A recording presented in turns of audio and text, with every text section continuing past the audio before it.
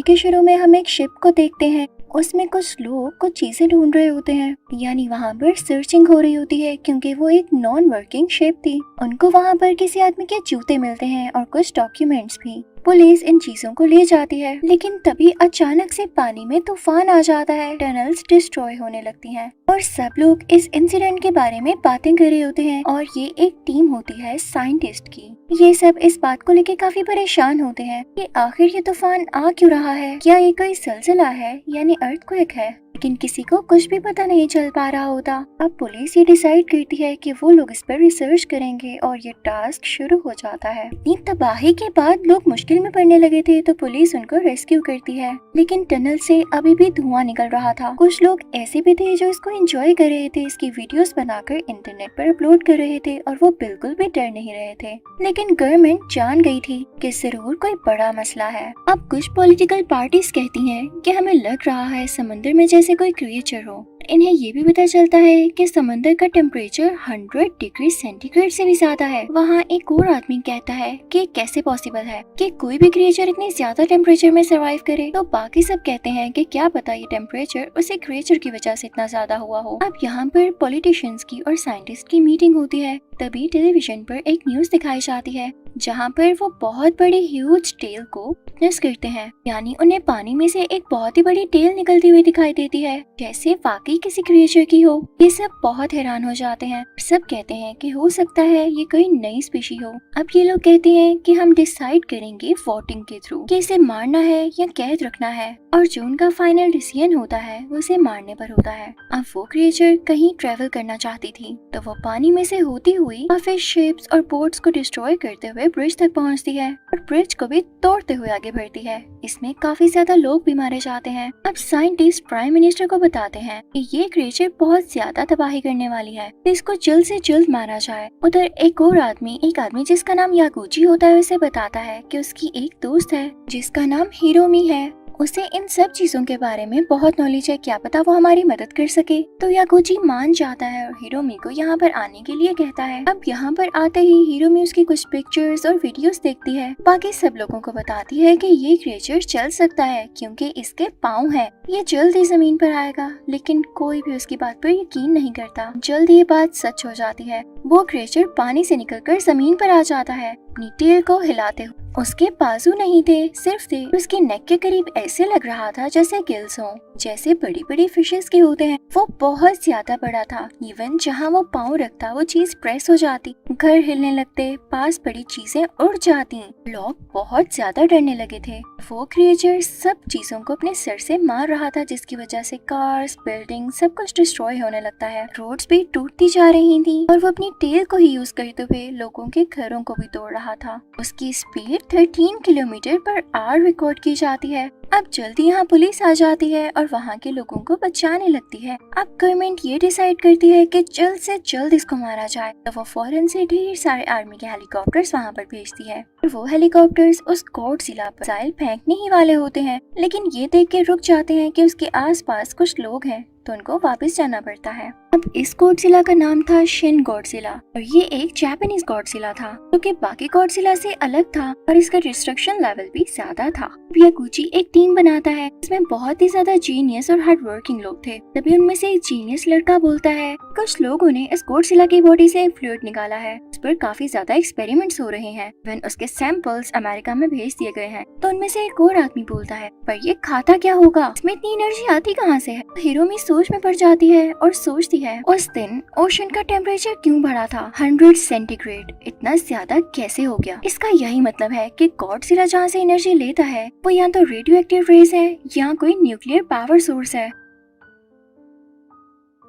तो एक आदमी यागुची से कहता है कि हो सकता है उस दिन बोट में जिस आदमी की चीजें हमें मिली हमें उसको ढूंढना होगा। उसने ओशन में टाइम गुजारा और क्या पता वो इसी चीज पर रिसर्च कर रहा हो। वो सब अग्री हो जाते हैं क्योंकि बोट में से जो डॉक्यूमेंट्स मिले थे उन डॉक्यूमेंट्स में भी इस क्रिएचर के बारे में थोड़ा बहुत लिखा हुआ था, लेकिन पहले किसी को कुछ खास पता नहीं चला और अब सबको समझ आ रही थी कि ये क्या है। इस आदमी की रिसर्च से ये पता चलता है कि उसने अपनी तरफ से पूरी रिसर्च कर ली थी और अब वो एक्सपेक्ट कर रहा था कि बाकी की रिसर्च गवर्नमेंट के साइंटिस्ट करें। और उसने ये भी लिखा था कि गॉडजिला पानी में ही रहता है और पानी में जो ऐसी चीजें मौजूद हैं जिनसे रेडियो एक्टिव रेस निकलती हों, ये उन्हीं को खाता है और उन्हीं पर जी रहा है। और सिर्फ यही नहीं, जब ये जमीन पर आता है तो इसका जिस्म स्वेल हो जाता है और ये अपनी साइज से कई गुना ज्यादा बड़ा हो जाता है। अब यागुची ये डिसाइड करता है कि गॉडजिला को अमेरिका भेजा जाएगा ताकि इस पर एडवांस एक्सपेरिमेंट्स हो सके, लेकिन कैसे और कब ये कोई नहीं जानता था। अभी सिर्फ इनको सॉल्व करना था गॉडजिला को लैंड पर आने से रोकना कैसे है। इनको ये भी पता चलता है कि गॉडजिला जब चाहे अपनी बॉडी का टेम्परेचर चेंज कर सकता है, इसीलिए वो बार बार लैंड पर आता है।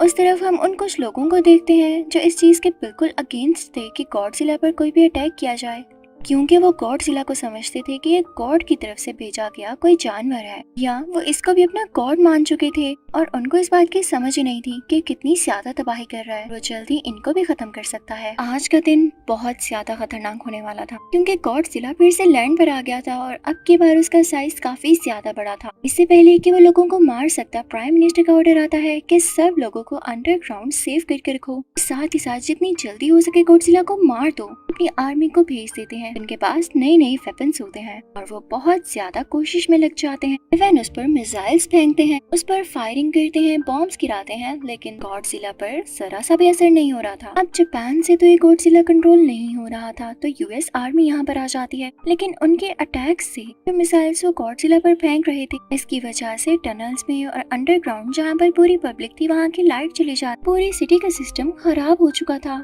प्राइम मिनिस्टर जिस बिल्डिंग में थे वो भी उसी एरिया में आती थी जहाँ पर यूएस आर्मी ने और मिसाइल्स फेंकने थे, तो वो भी यहाँ से चले जाते हैं। अब आर्मी गॉडजिला पर अटैक शुरू करती है। वो लोग अपने टैंक्स अपनी पोजीशंस पर खड़े कर देते हैं, कुछ एयर स्ट्राइक्स भी होते हैं, यानी शिन गॉडजिला पर चारों तरफ से अटैक होने लगता है। उस पर लोग फायरिंग करने लगते हैं, लेकिन उस पर कोई असर नहीं होता। लेकिन गॉडजिला इतना ज्यादा इंजर्ड हो चुका होता है, उसकी बॉडी से खून आने लगता है और अब की बार खून आने की वजह से वो वीक फील करता है और उसकी बॉडी से पर्पल और ब्लू लाइट निकलने लगती है। वो रोशनी उसके मुंह से भी निकलने लगती है और फिर उसके बाद अपने मुंह से आग निकालते हुए वो पूरी सिटी की बिल्डिंग्स पर आग लगा देता है और वो चलने लगती हैं। वो उस रे यानी आग से बिल्डिंग्स के भी दो टुकड़े कर देता है, यूएस आर्मी के हेलीकॉप्टर्स के भी, और इवन प्राइम मिनिस्टर का जहाज भी ब्लास्ट हो जाता है। और अब यहाँ पर काफी अजीब बात होती है, उसकी टेल में जैसे कोई सुराख यानी होल्स होते हैं और उनमें से भी पर्पल से लाइट निकलने लगती है जो हर चीज को काटते हुए उसे आग लगाती जा रही थी। और हवा में यानी आसमान में जितने भी हेलीकॉप्टर्स प्लेन्स मौजूद थे वो जल जाते हैं, क्रैश हो जाते हैं। अब यहाँ पर यागुची और यूएस मिनिस्टर एक साथ होते हैं और काफी परेशान होते हैं कि इसे तो कोई भी चीज हरा नहीं पा रही, तो अब हम क्या करेंगे। अब यहाँ पर ये लोग एक अर्जेंट मीटिंग रखते हैं। ये डिसाइड करते हैं कि अगर गॉडजिला के पास हीट है,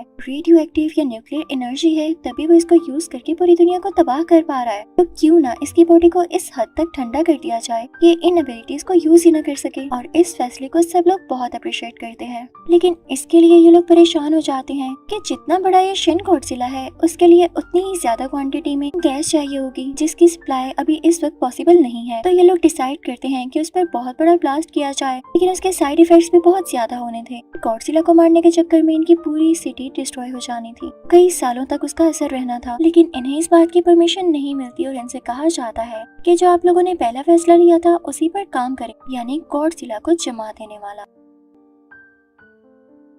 अब वो लोग एक प्लांट बनाते हैं जिसमें वो फ्रीजिंग गैस को खुद से प्रोड्यूस करेंगे। अब यूएस गवर्नमेंट जापान से कहती है कि हम आपके लोगों को रेस्क्यू करेंगे, उतनी देर आप अपने इस काम को मुकम्मल कीजिए यानी कंप्लीट कीजिए। और अब यहाँ पे हमें एक जर्नलिस्ट के थ्रू एक और बात पता चलती है कि वो आदमी जो बोट में मिसिंग हुआ था वो इस क्रिएचर या रेडियो एक्टिव मटेरियल पर क्यों रिसर्च कर रहा था, क्योंकि उसकी वाइफ की डेथ ऐसे हुई थी किसी रेडियो एक्टिव रे की वजह से। भी वो इस पर रिसर्च कर रहे थे, लेकिन जब वो इसमें सक्सेसफुल नहीं हो रही थी तो उन्होंने गवर्नमेंट से बात की, लेकिन गवर्नमेंट ने उन्हें पागल कह के यहाँ से निकाल दिया। उनका इतना ज्यादा दिल टूटा कि वो पता नहीं कहाँ चले गए और उनके डॉक्यूमेंट्स अभी भी उसी शिप में हैं जो आप लोगों को मिले। अब कुछ दिन गुजर जाते हैं और रिसर्च के बाद इनको पता चलता है कि गॉडजिला चाहे तो अपनी जनरेशन बढ़ा सकता है। अब सबको इस बात का डर लग जाता है कि इन लोगों से एक गॉडजिला संभाला नहीं जा रहा तो बाकी इन गॉडजिलास को कैसे संभाला जाए, तो वो अपने प्लान पर तेजी से काम शुरू कर देते हैं। अब यूएस यूएस गवर्नमेंट इस बात से काफी ज्यादा घबराई हुई थी। तो वो जापान से कहती है कि तुम लोग अपने प्लान पे काम बहुत आहिस्ता आहिस्ता कर रहे हो, हमारे पास इतना वक्त नहीं है। अगर तुम लोग 2 दिन के अंदर अंदर इसको पूरा ना कर सके तो हम उसको मिसाइल से उड़ा देंगे और फिर इससे हमें कोई फर्क नहीं पड़ता कि जापान में कुछ नुकसान होता है या नहीं, हमें बस गॉडजिला को डिस्ट्रॉय करना है ताकि वो हमारे तक ना पहुंचे। लेकिन अब जापान की पब्लिक काफी ज्यादा परेशान होती है, यागुची भी, क्योंकि प्लांट को मुकम्मल होने में 3 दिन चाहिए थे।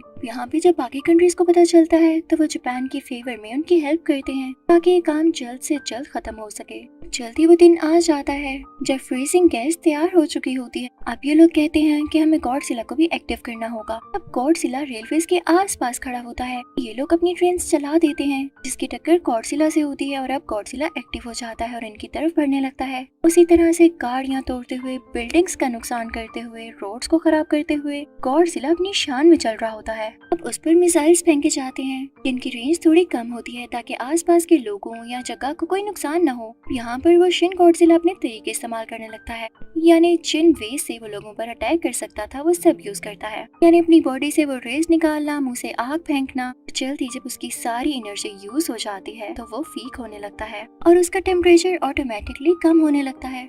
यहाँ पर जापान की पब्लिक और गवर्नमेंट का ये प्लान था कि जिस जगह गॉडजिला खड़ा हो उसकी आसपास की बिल्डिंग्स को खुद ही ब्लास्ट करके गिरा दिया जाएगा। उसका सारा कंक्रीट यानी मलबा गॉडजिला पर आकर गिरेगा, इसके नीचे वो दब जाएगा और दोबारा उठ नहीं सकेगा। अब फौरन से ऑर्डर्स दिए जाते हैं कि वो गैस वाले टैंक्स लाए जाएं। वो फ्रीजिंग गैस वाले टैंक्स वहाँ पर पहुँच जाते हैं। उस कंक्रीट में से गॉडजिला का मुंह बाहर की तरफ निकला होता है और थोड़ा खुला होता है क्योंकि वो अब काफी वीक हो चुका था। उसके मुंह के आसपास टैंकर्स लाकर पाइप के थ्रू गैस अंदर डाली जाती है, लेकिन इससे उसे कोई फर्क नहीं पड़ता और वो कंक्रीट को हटाते हुए दोबारा से उठ खड़ा होता है क्योंकि शायद मुंह में गैस डालने से कोई फर्क नहीं पड़ने वाला था। वो दोबारा से अपनी टेल का यूज करते हुए बिल्डिंग्स को गिराने लगता है और अपनी रेज निकालने लगता है। अब ये सब लोग परेशान हो जाते हैं कि इसको दोबारा से कैसे गिराया जाए। तभी वहाँ पर मौजूद सब ट्रेन को स्टार्ट करके तेजी से गॉडजिला की तरफ भेज दिया जाता है। जैसे ही वो गॉडजिला से टकराती हैं तो गॉडजिला दोबारा से नीचे गिर जाता है और बिना टाइम वेस्ट किए हुए वो सब लोग इस पर वो फ्रीजिंग गैस दोबारा से छोड़ने लगते हैं। उन सब लोगों ने अपने मुंह पर मास्क पहना हो कि कहीं ये गैस इनको अफेक्ट न कर दे। अब ये लोग सारे पाइप्स की डायरेक्शन उसके मुंह और बॉडी की तरफ कर देते हैं और वो फ्रीजिंग गैस एक ही टाइम में उसके मुंह की तरफ छोड़ देते हैं। गॉडजिला दोबारा से उठ खड़ा होता है, लेकिन अब इसका टाइम